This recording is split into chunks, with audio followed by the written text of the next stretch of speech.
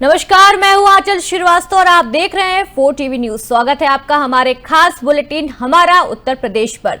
तो चलिए खबरों का आगाज बड़ी खबर के साथ करते हैं। बड़ी खबर सहारनपुर से आ रही है। सहारनपुर में सावन माह की शिवरात्रि पर भगवान शिव के जलाभिषेक के लिए कांवड़ यात्रा का माहौल रंग पकड़ने लगा है। हरियाणा के जिंद जिले में आए कांवड़िए रविंद्र तोमर अपनी अनोखी यात्रा से लोगों का ध्यान खींचते नजर आ रहे हैं। वो स्वयं बैल बोगी को खींचते हुए हरिद्वार तक गंगा जल लेने पहुंचे हैं। रविंद्र कुमार तोमर ने बताया है कि उन्होंने ये यात्रा हरियाणा के मुख्यमंत्री नायाब सिंह सैनी के उस कदम के समर्थन में शुरू की है जिसमें उन्होंने राज्य में 700 शराब के ठेके बंद कर नशे के खिलाफ बड़ा संदेश दिया है। रविंद्र तोमर ने कहा है कि वो हरिद्वार से गंगा जल लेकर हरियाणा वापस जाएंगे और मुख्यमंत्री को अर्पित कर उनके प्रयासों के प्रति आभार व्यक्त करेंगे। इस यात्रा के जरिए वो युवाओं को नशे से दूर रहने और दूध, दही, घी जैसे पारंपरिक पोषण तत्वों को अपनाने का संदेश दे रहे हैं। रविंद्र तोमर अब उत्तराखंड, हिमाचल, पंजाब और दिल्ली समेत कई राज्यों में 12,000 किलोमीटर से अधिक पैदल चल चुके हैं। उनका कहना है कि वो हर रोज 30 से 35 किलोमीटर पैदल चलते हैं और रास्ते में युवाओं से मिलकर नशा मुक्त समाज की अपील करते हैं। उनकी ये अनोखी मुहिम इलाके में चर्चा का विषय लगातार बनी हुई है। देखो, मेरा हरिद्वार आने का मतलब ये है, हरियाणा सपीदों से मैं चला हूँ, जिला जींद से चला हूँ। तो हरियाणा का जो मुख्यमंत्री नायब सिंह सैनी, उसने 700 शराब के ठेके बंद करे हैं। नशे के खिलाफ में यात्रा चला रखी है और नशे के खिलाफ यात्रा में हरिद्वार से गंगा जल लेके आने लग रहा हूँ और मुख्यमंत्री सीएम हाउस में जाऊंगा। मुख्यमंत्री का धन्यवाद मैं गंगा जल के साथ करूंगा। देखो, मैं 20 जून को सपीदों से चला था, 20 जून को, और पहुंचने का तो सफर मेरा सारा 14 दिन का है, लेकिन सफर कम है, दिन ज्यादा है। मैं युवाओं से मिलता जा रहा हूँ। मैंने 23 जुलाई तक सीएम हाउस में पहुंचना है। क्या कारण है इसका मुख्यमंत्री का धन्यवाद देना? कोई और भी कारण होगा? 700 शराब के ठेके बंद करे हैं हरियाणा के अंदर। मैं गंगा जल से धन्यवाद करूंगा मुख्यमंत्री जी का, ताकि और ठेके। जालौन जिले के माधवगढ़ कोतवाली क्षेत्र से छोला छाप डॉक्टर की लापरवाही का मामला सामने आया है। जानकारी के मुताबिक नगर निवासी एक युवक डायरिया की शिकायत लेकर डॉक्टर अरुण भौदरिया के पास पहुंचा। इलाज कराने के लिए डॉक्टर ने खुद को आयुर्वेद विशेषज्ञ बताया, लेकिन मरीज का इलाज एलोपैथिक दवाओं से करता रहा। गलत दवाइयों के चलते युवक की हालत और बिगड़ गई और जब उसकी तबीयत ज्यादा खराब हो गई तो परिजनों ने उसे तत्काल राजकीय मेडिकल कॉलेज जालौन पहुंचाया, जहां डॉक्टरों ने प्राथमिक उपचार के बाद गंभीर स्थिति देखते हुए झांसी मेडिकल कॉलेज रेफर कर दिया।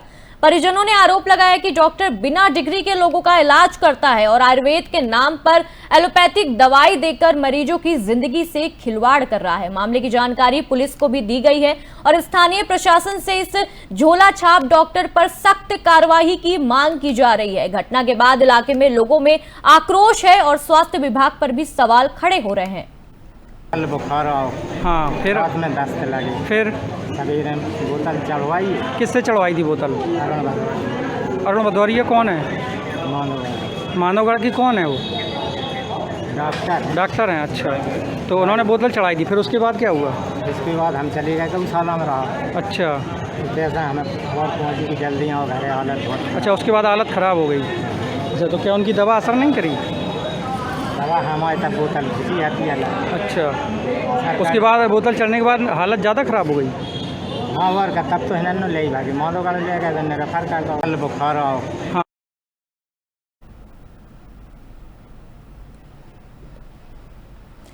ज्यादा जानकारी के लिए हमारे साथ रोहित दीक्षित संवाददाता जालौन से जुड़ गए हैं। रोहित, क्या कुछ खबर है इस पे? जिस तरीके से ये डॉक्टर बिना डिग्री के बैठा हुआ था और इसने जिस तरीके से इस मरीज का इलाज किया है, लगातार हम तस्वीरें भी दिखा रहे हैं, क्या कुछ अपडेट है इस पे? क्या प्रशासन ने कोई कार्यवाही की है इस डॉक्टर पे? जी, अभी तो कोई ऐसा प्रशासन की कार्रवाई का कोई मामला नहीं आया है कि प्रशासन ने कार्रवाई करी हो जी। पर परिजन का कहना है कि वो गांव की एक डॉक्टर के पास ले गए थे जिसका नाम है डॉक्टर अरुण भदौरिया जी, जिसने इलाज करने का आश्वासन दिया और इलाज करता रहा। उसकी हालत गंभीर हो गई, तब परिजन उसको लेके राजकीय मेडिकल कॉलेज उरई लेके आए और जहाँ भी इलाज के नाम पर उसका हल्का सा ट्रीटमेंट करते हुए तुरंत रेफर कर दिया। बोले जहाँ ले जाना वो ले जाओ। जी, अभी किस तरह की अगर हम उसकी हालत की बात करें मरीज की, तो किस तरह की अभी उनकी हालत बनी हुई है?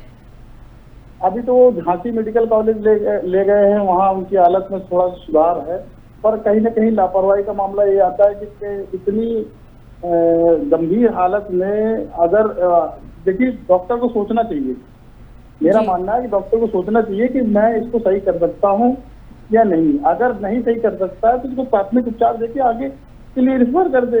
ये नहीं कि इलाज के नाम पे उसको अपने पास में डाले रहे और इलाज करता रहे। रोहित, हम इसमें क्या समझते हैं, ये प्रशासन की कमी है या डॉक्टरों की कमी है? इसको हम किस तरीके से देखें? देखिए इसमें लगता है, देखिए कहीं ना कहीं तो प्रशासन की कमी है कि प्रशासन अपने झोला छाप डॉक्टरों पे लगाम लगाए जी, और कुछ कमी परिजनों की भी है जी। जो छोटे मोटे हॉस्पिटलों में लेके पहुंच जाते हैं ना, पहले देखते हैं किसके पास डिग्री है, क्या है, कैसे इलाज करता है, बिना जाने उसके पास में मरीज को लेके जाते हैं। जब हालत बिगड़ जाती है तब प्रशासन पर आरोप लगाते हैं। ये जालौन का जी, देखिए ये तो मरीज को जो परिजन है उसको सोचना चाहिए डॉक्टर होशियार है या नहीं है, या इसके पास में कोई डिग्री है या नहीं है। बस हॉस्पिटल देखा पहुंच गए। अब रोहित, ये भी है कि एक जो गरीब इंसान है वो सस्ते इलाज के लिए ऐसे डॉक्टरों के पास जाता है, तो कहीं ना कहीं ये प्रशासन की भी एक लापरवाही कही जा सकती है। नहीं, प्रशासन की तो लापरवाही है कि आखिर ऐसे डॉक्टर जिले में काम कैसे कर रहे हैं। प्रशासन को इस पर कार्रवाई करनी चाहिए कि आखिर ऐसे लोग डॉक्टर जी, प्रशासन इस पे लगातार लापरवाही बरत रहा है और जिस तरीके से ये एक नहीं कई ऐसे मामले सामने आ चुके हैं कि जिसमें जो झोला छाप डॉक्टर हैं वो ऐसे ही मरीज का इलाज करते हैं। जी, प्रशासन की तो लापरवाही है। प्रशासन को कायदे से देखना, चेक करना चाहिए सभी डॉक्टर्स की, जितने हॉस्पिटल है छोटे बड़े सबकी डिग्री चेक करना चाहिए है कि नहीं है जी। अधिकतर जो गली कूचों में और गाँव में जो हॉस्पिटल है उनका तो खासतौर से उनको सर्वे करना ही चाहिए। ये डॉक्टर है कि फर्जी बैठा हुआ जी। रोहित, कोई भी जो शिकायत करता है वो कोई सीएमओ के पास गया शिकायत करने के लिए या किसी बड़े अधिकारी के पास गया इस तरह की शिकायत लेकर, अभी कुछ ऐसा मामला ऐसे सामने आ रहा है? इस मामले को लेकर अभी तो परिजन उनको लेके झांसी चले गए हैं और अभी कोई शिकायत के लिए तो नहीं गया है। अगर आगे शिकायत होगी तो मैं आपको आगे जो और भी लोग हैं वहां पे उनका क्या रुख है, किस तरीके से वो मांग कर रहे हैं, या परिजन है जो आसपास के लोग हैं वो किस तरीके की मांग कर रहे हैं? हालांकि अभी किसी ने लिखित शिकायत उच्च अधिकारी को नहीं करी है, पर लोगों में आक्रोश है डॉक्टर के प्रति, उसने इलाज गलत किया। रोहित जी, हमारे द्वारा आप इस पूरे मामले को सीएमओ तक पहुंचाइएगा ताकि परिजन है जो गरीब परिवार है वो परेशान ना हो और हम इसकी आवाज उठा पाए। जी रोहित, बहुत बहुत धन्यवाद आपकी इस पूरी जानकारी के लिए।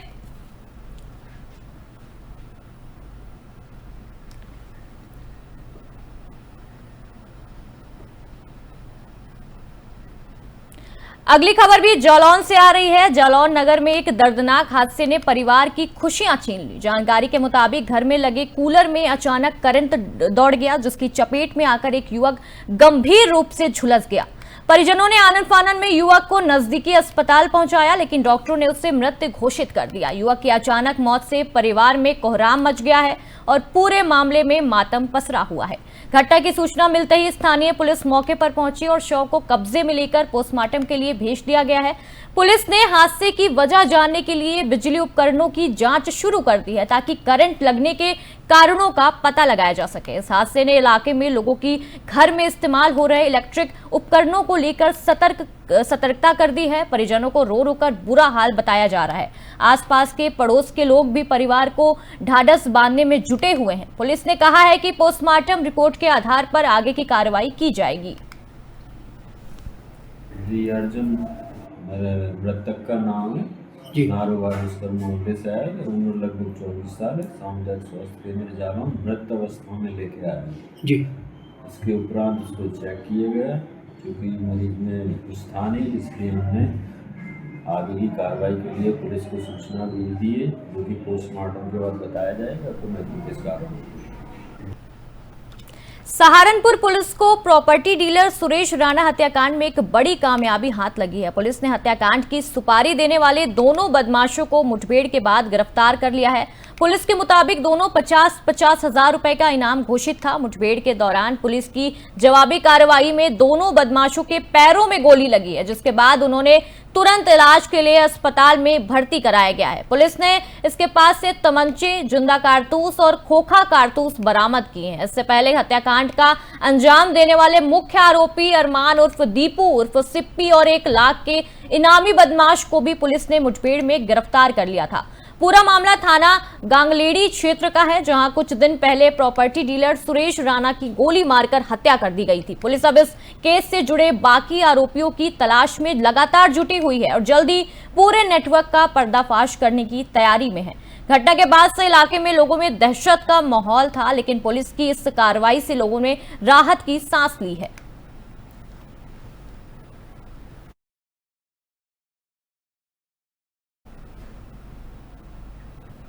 हापुड़ में एसपी ज्ञानजय सिंह के ऑपरेशन लंगड़ा के तहत अपराधियों के खिलाफ सख्त कार्रवाई जारी है। इसी कड़ी में सिमावली पुलिस ने चेकिंग के दौरान 20,000 के इनामी गैंगस्टर से मुठभेड़ की। मुठभेड़ के दौरान पुलिस की गोली लगने से बदमाश घायल हो गया। घायल गौस्कर पर गॉक्सी आर्म्स एक्ट और गैंगस्टर समेत करीब 1 दर्जन से अधिक मामले दर्ज हैं और वो लंबे समय से फरार चल रहा था। पुलिस ने मौके से बदमाश के पास से हथियार और एक बाइक भी बरामद की है। घायल बदमाश को अस्पताल में भर्ती कराया गया है, जहां उसका इलाज चल रहा है। पुलिस अफसरों का कहना है कि ऑपरेशन लंगड़ा के तहत अपराधियों को या तो गिरफ्तार किया जाएगा या फिर उनका नेटवर्क तोड़ा जाएगा। एसपी ज्ञानंजय सिंह ने साफ कहा है कि हापुड़ में अपराध और अपराधियों को बख्शा नहीं जाएगा। इस कार्रवाई से इसके गौस तस्करी और वाले निगोब में हड़प मच गया है। पुलिस ने बाकी फरार बदमाशों की तलाश तेज कर दी है। देर रात्रि थाना सिंभावली पुलिस की बड्डा नहर पुलिया पर गिल्लू नाम के एक वांछित बदमाश से मुठभेड़ हुई है। गिल्लू पर गैंगस्टर एक्ट और गोकशी आदि के लगभग 1 दर्जन से अधिक मुकदमे पंजीकृत थे तथा वह गैंगस्टर एक्ट में वांछित चल रहा था। उस पर 20,000 का इनाम भी था। अभी उसके बाएं पैर में गोली लगी है तथा उसके पास से एक अवैध तमंचा और एक बाइक बरामद हुई है। अभी उसको इलाज हेतु भिजवा दिया गया है तथा आवश्यक विधिक कार्रवाई कराई जा रही है। देर रात्रि थाना फिरोजाबाद में मासूम बच्ची से दुष्कर्म कर फरार चल रहे आरोपी को पुलिस ने मुठभेड़ के बाद गिरफ्तार कर लिया है। मामला थाना रामगढ़ क्षेत्र का है, जहां पुलिस दबिश देने पहुंची थी। इस दौरान आरोपी सुले ने खुद को घिर देख पुलिस टीम पर फायरिंग शुरू कर दी। फायरिंग में दरोगा राजकुमार के हाथ में गोली लग गई। पुलिस ने भी जवाबी कार्रवाई की, जिसमें आरोपी सुहेल के पैर में गोली लगी। घायल हालत में आरोपी को अस्पताल में भर्ती कराया गया है। वहीं दरोगा राजकुमार का भी इलाज चल रहा है। एसपी सिटी रविशंकर प्रसाद ने मीडिया को बताया है कि आरोपी सुहेल के खिलाफ पहले से ही मासूम बच्ची से दुष्कर्म का गंभीर मुकदमा दर्ज था और लगातार फरार चल रहा था। पुलिस ने पूरे मामले की जांच करती हुई आरोपी पर पहले से कई धाराओं में केस दर्ज की और जल्द ही अन्य कानूनी कार्रवाई की जाएगी। इस मुठभेड़ के बाद इलाके में दहशत का माहौल है, लेकिन पुलिस की तत्परता से लोगों ने राहत की सांस ली है।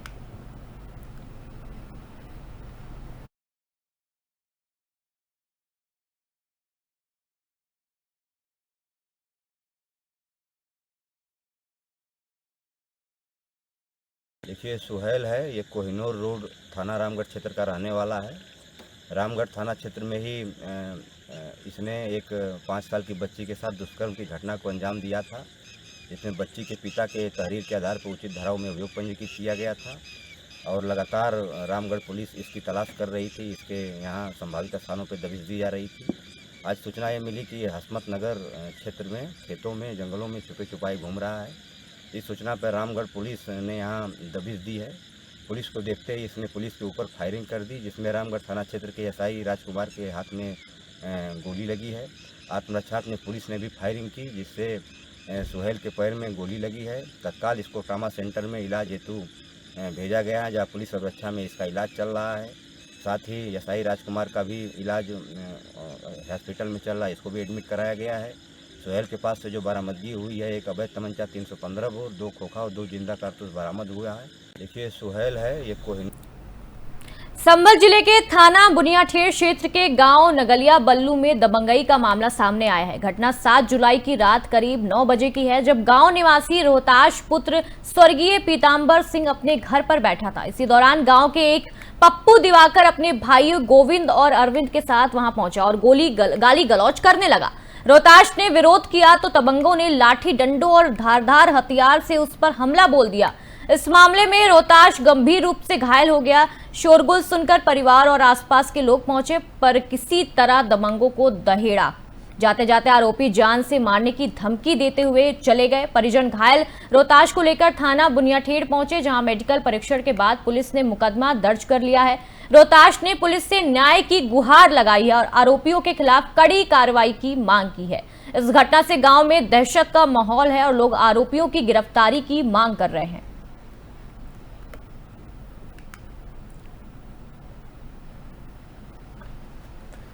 जैसा कि आप सामने तस्वीरों में देख सकते हैं कि संभल में दबंगों की दबंगई किस प्रकार बढ़ती नजर आ रही है। ये जो मामला सामने आया है, इसमें एक युवक अपने ही घर पे बैठा था, लेकिन 2 युवक आए और पहले गाली गलौज किए। उसके बाद जब उसने विरोध किया तो उसके साथ मारपीट करने लगे। आसपास के लोग जब ये बात सुनकर आए तब उनको खदेड़ा गया, वरना वो मार भी सकते थे। आप तस्वीरों में लगातार देख सकते हैं कि किस तरीके से संभल में घर बैठे ही अपराधी घर में घुसकर मार रहे हैं। इस तरीके की उनकी इतनी हिम्मत आ गई है। लगातार तस्वीरें हम आपको दिखा रहे हैं। संभल से ये खबर सामने आ रही है, जहां मकान पर चढ़ गया। 2 भाई और इसके आके हमने इनसे मना की कि हमारे मकान पे आया तो इन्होंने हम पे गाली आवाज़ी शुरू कर दी। मैं घर पे घेर पर लेटा था, इन्होंने आके फिर तोड़-फोड़ कर दी हमारे यार मकान पर आकर। पप्पू कहाँ का रहने वाला है? नगलिया बल्लू। कितने बजे का है ये पूरा मामला? ये है 9 बजे का। सिंह पी के हमारे मकान पर चढ़ गया। 2 भाई और इसके आके हमने इनसे मना की कि हमारे मकान पे आया तो इन्होंने हम पे गाली आवाज़ी शुरू कर दी। मैं घर पे घेर पर लेटा था, इन्होंने आके फिर तोड़-फोड़ कर दी हमारे यार मकान पर आकर। पप्पू कहाँ का रहने वाला है? नगलिया बल्लू। कितने बजे का है ये पूरा मामला? ये है 9 बजे का। सिंह पी के हमारे मकान पर चढ़ गया। 2 भाई और इसके आके हमने इनसे मना की कि हमारे मकान पे आया तो इन्होंने हम पे गाली आवाज़ी शुरू कर दी। मैं घर पे घेर पर लेटा था।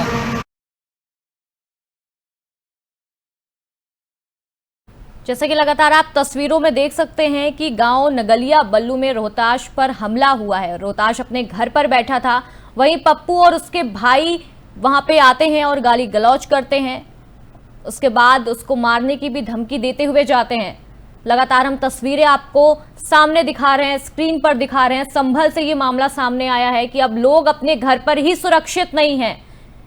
इस वीडियो को देख के ऐसा ही लगता है कि लोग अपने घर पर ही सुरक्षित नहीं हैं। दबंग उसको धमकी भी देके गए हैं। ये पूरा मामला संभल से आ रहा है। दबंगों की दबंगई का मामला सामने आया है, वीडियो सामने आया है। लगातार तस्वीरें हम आपको दिखा रहे हैं। तस्वीरों में आप देख सकते हैं कि किस तरीके से ये झड़प हो रही है। और ऐसा भी है कि अगर आसपास के लोग नहीं आते तो उसका कत्ल भी हो सकता था, उसे मारा भी जा सकता था। गांव नगलिया बल्लू में रोहताश पर बड़ा हमला हुआ है। पप्पू दिवाकर भाइयों संग लाठी डंडों से टूट पड़ा उस पर। लगातार तस्वीरें हम आपको दिखा रहे हैं।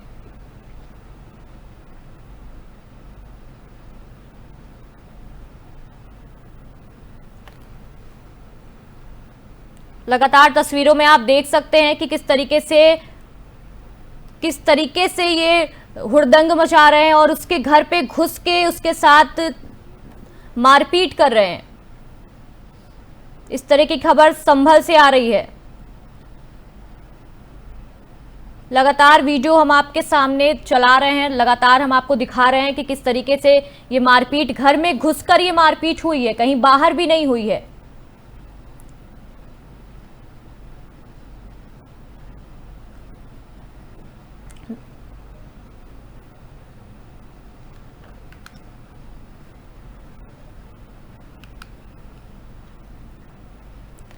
अगली खबर उत्तर प्रदेश से आ रही है। उत्तर प्रदेश के बुलंदशहर जनपद के शिकारपुर कस्बे में बीती रात हुई मूसलाधार बारिश ने नगरपालिका प्रशासन की व्यवस्थाओं की पोल खोल दी। तेज बारिश के चलते शिकारपुर स्थित सीओ ऑफिस परिसर और आसपास के इलाके पूरी तरह पानी में डूब गए। हालात ये हैं कि फरियादियों की गंदे पानी से होकर रफ्तार जाने पड़ रही है। कई लोग जूते निकालकर घटना तक भरे पानी में रास्ता पार करते नजर आए। बारिश के बाद इलाके के सरकारी स्कूलों में भी पानी भर गया, जिसमें वो तालाब जैसे नजर आ रहा है। स्कूल आने वाले बच्चों और शिक्षकों को काफी दिक्कतों का सामना करना पड़ रहा है। स्थानीय लोगों का कहना है कि थोड़ी सी बारिश में ही ये हालत ऐसी हो जाती है। अगर ज्यादा बारिश होगी तो क्या होगा, इसकी कल्पना से ही लोगों को डर लगता है। फरियादियों ने नगर पालिका प्रशासन पर लापरवाही का आरोप लगाते हुए जल निकासी की समुचित व्यवस्था करने की मांग की है। लोगों का कहना है कि इस साल यही हाल होता है, लेकिन कोई स्थानीय समाधान नहीं निकलता है। जल भराव से जहां लोगों का कामकाज प्रभावित हो रहा है, वहीं बीमारियों का खतरा भी और भी ज्यादा बढ़ जाता है। सीओ ऑफिस परिसर में सड़कें पूरी तरह जलमग्न हो गई हैं।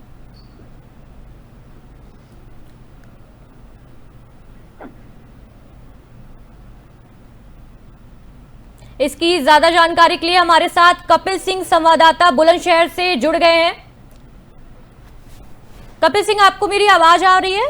जी मैम। जी, जिस तरीके से ये हालात देखे जा रहे हैं, बारिश में स्कूलों में पानी भर रहा है, ऑफिसों में पानी भर रहा है, किस तरीके से हम इसको देखते हैं और किस तरीके से इसको प्रशासन की कितनी लापरवाही हम इसको बता सकते हैं? जी, असल मैं आपको बता दूं कि ये शिकारपुर पे स्थित एक तो सीओ कार्यालय का है, जो एक महत्वपूर्ण कार्यालय कहा जाता है, जहाँ पर फरियादी आते हैं और अपनी समस्या को लेकर सीओ साहब से अपनी बात करते हैं। दूसरी समस्या ये कि एक स्कूल है जहाँ पर स्कूल में पानी भर जाता है। जल भराव की समस्या जब बारिश होती है तो हो जाती है, लेकिन क्या होता है कि इसका समाधान नहीं हो पाता। बारिश में ही कहते हैं कि पानी भर जाता है, लेकिन निकासी के लिए कोई समाधान नहीं है। ना नगर पालिका शिकारपुर कोई काम कर रहा है, ना आप जहाँ फरियादी पहुंच रहे हैं सीओ ऑफिस में। एक चीज महत्वपूर्ण है, जहाँ पुलिस की वर्दी का रोब हर जगह चलता है, लेकिन जब बारिश हो जाती है तो वहाँ उसका असर कुछ नहीं हो पाता है। तो आप एक नजारा देख सकते हैं, दो जगह का नजारा है। एक स्कूल में बारिश भरने की वजह से स्कूल में बच्चे नहीं पहुंच पाते हैं, जिनकी पढ़ाई, जो पढ़ाई करने जाते हैं बच्चे, उनकी पढ़ाई नहीं हो पाती, वो छुट्टी कर लेते हैं।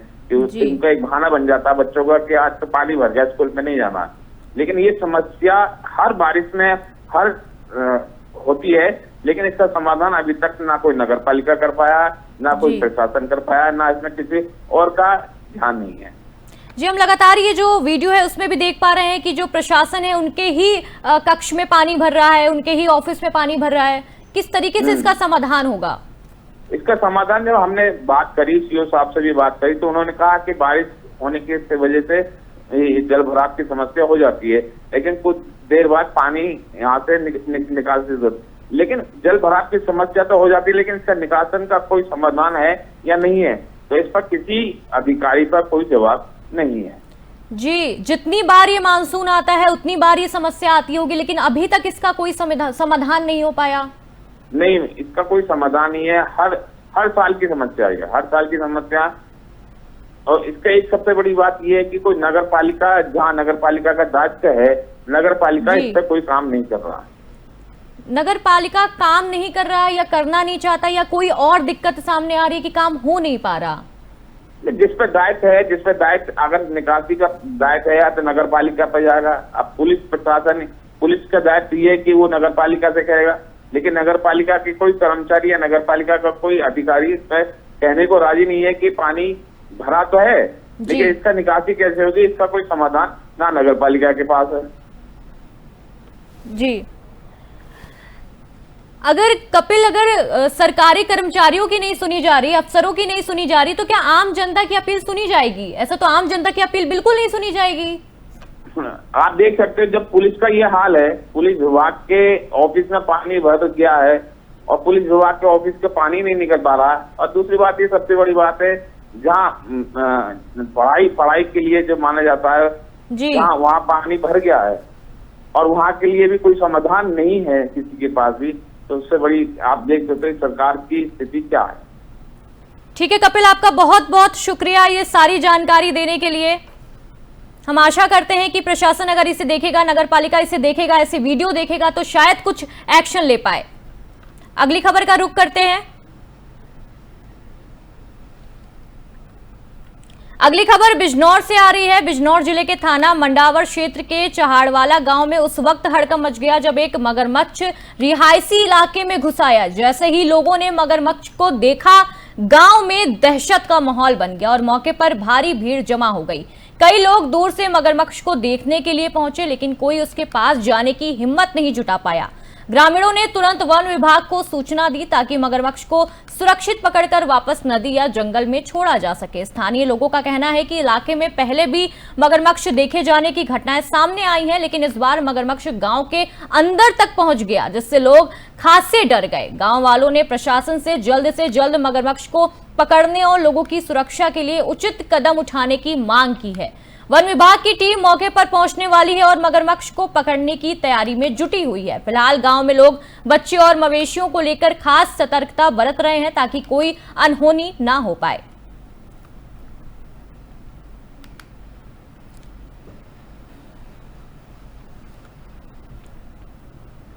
उत्तर प्रदेश के प्रयागराज में गंगा नदी के बढ़ते जलस्तर ने प्रशासन और स्थानीय लोगों की चिंता बढ़ा दी है। बीते कुछ दिनों से लगातार बारिश और अपस्ट्रीम से पानी छोड़े जाने के कारण राम घाट समेत संगम क्षेत्र के कई घाट पूरी तरह जलमग्न हो चुके हैं। जलभराव से धार्मिक गतिविधियों भी प्रभावित हुई हैं और श्रद्धालुओं को असुविधा का सामना करना पड़ा है। हालात देखते हुए प्रशासन ने पूरे इलाके को पूरी तरह अलर्ट मोड पर रखा है। राहत बचाव कार्यों के लिए एनडीआरएफ समेत स्थानीय टीमें तैनात कर दी गई हैं। शहर में 88 बाढ़ चौकियां और कई शहद शिविर बनाए गए हैं ताकि जरूरत पड़ने पर प्रभावित लोगों को तुरंत सुरक्षा स्थान पर भेजा जा सके। प्रशासन ने लोगों से अपील की है कि वो नदी किनारे जाने से बचें और बाढ़ के खतरे को नजरअंदाज ना करें। जलस्तर में और बढ़ोतरी की संभावना को देखते हुए लगातार निगरानी की जा रही है। अधिकारी हालात पर नजर बनाए हुए हैं और आपातकालीन संपर्क नंबर भी जारी कर दिए हैं ताकि किसी भी तरह की परेशानी ना हो और तुरंत लोगों को मदद मिल सके।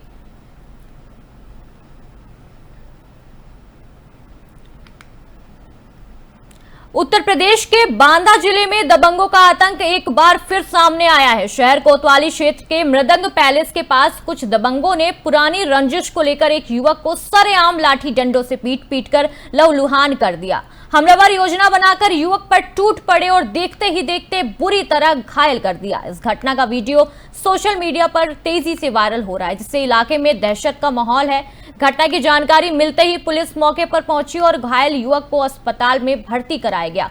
पुलिस ने पीड़ित की तहरीर पर आरोपियों के खिलाफ मुकदमा दर्ज कर लिया है और उसकी गिरफ्तारी के लिए दबिश दी जा रही है।